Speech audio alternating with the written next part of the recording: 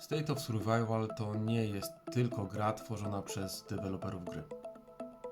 State of Survival to gra tworzona przez społeczność, przez graczy, przez Was. To dzięki Wam po ponad 1500 dniach, czyli ponad 4 latach, dalej tutaj jestem i to dla Was tworzę filmy o State of Survival. Z tego miejsca pragnę Wam wszystkim za to podziękować. Wszystkim, których spotkałem dotychczas na swojej drodze, zarówno tych, z którymi rozmawiałem, których paliłem lub tych, którzy chcieli spalić mnie i moją osadą, a kilkorgu z Was to się chyba nawet udało. No dobra, ale do brzegu, żeby się nie zrobiło zbyt ckliwie. W społecznościach, które tworzymy, czasami udaje się dostrzec prawdziwe diamenty osobowościowe, strategiczne czy zarządcze. Dzisiejsze wideo będzie jednym z takich, w który ogromny wkład ma Sarcia z sojuszu Riders in Pyjamas ze stanu 480. W tej osobie odnalazłem prawdziwy diament strategiczny oraz ogromną kopalnię wiedzy o grze. O jej pojmowaniu mechaniki gry, specyfice i doborze bohaterów do sprzętu burzy, bohaterów do drużyn atakujących i broniących, o rozkładaniu rywali na łopatki jeszcze przed rozpoczęciem wydarzeń można by było zrobić osobne wideo. Dzisiaj jednak, z racji, że Nexusa zaczynamy na nowo, chciałbym w dużej dokładności opisać, co i jak i gdzie będziemy robić, w oparciu o pomoc, której w tej kwestii udzieliła mi Sara. A więc zaczynajmy. Na początku wydarzenia Nexus, w pierwszy dzień walk, Twoja drużyna ma za zadanie zająć miasto na poziomie drugim.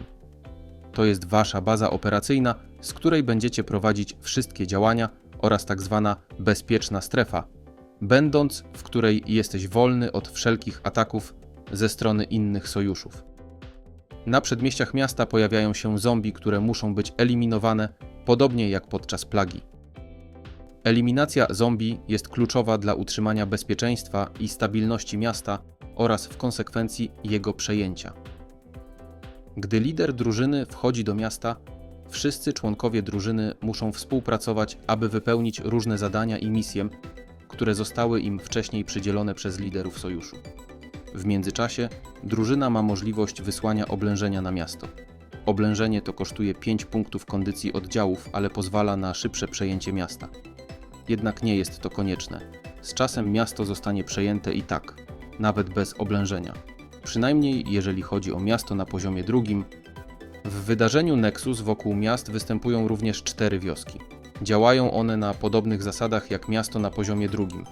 Wioski te są potrzebne do zdobycia odznak MIGO, więc zalecałbym, aby Twoja drużyna była obecna we wszystkich 4 wioskach. Wystarczy wysłać oblężenie jeden raz do każdej wioski, aby zaliczyć odznaki. Pamiętaj, że kluczem do sukcesu w wydarzeniu Nexus jest dobra koordynacja i współpraca w drużynie. Na drugi dzień wydarzenia Nexus otwiera się punkt kontrolny. Punkty kontrolne są kluczowymi lokalizacjami na mapie, które sojusze muszą przejąć, aby zyskać przewagę nad innymi drużynami. Przejmowanie punktów kontrolnych wymaga koordynacji i współpracy w drużynie, a także strategicznego wykorzystania zasobów i jednostek. Następnie, na trzeci dzień wydarzenia, otwiera się miasto o poziomie 5. Miasta wyższego poziomu oferują lepsze nagrody i większe wyzwania, ale również wymagają więcej zasobów i wysiłku do przejęcia. Możesz zdecydować się przenieść swoją drużynę do tego miasta, aby zaoszczędzić na teleportacji, jednak musisz pamiętać, że poza bezpieczną strefą czekają wygłodniałe wilki, a raczej gracze żądni punktów zabójstw. Przeniesienie się pod miasto poziomu 5 z góry pozwoli Ci zaoszczędzić cenne zasoby teleportacji, które mogą być później wykorzystane w innych częściach gry, ale również narażasz się na ataki innych graczy na Twoją osadę. To jest o tyle ważne, że leczenie w Nexusie jest trudne i możesz przedwcześnie pożegnać się z rozgrywką. Na trzeci dzień wydarzenia Nexus w grze State of Survival głównym celem jest przejęcie miasta na poziomie 5.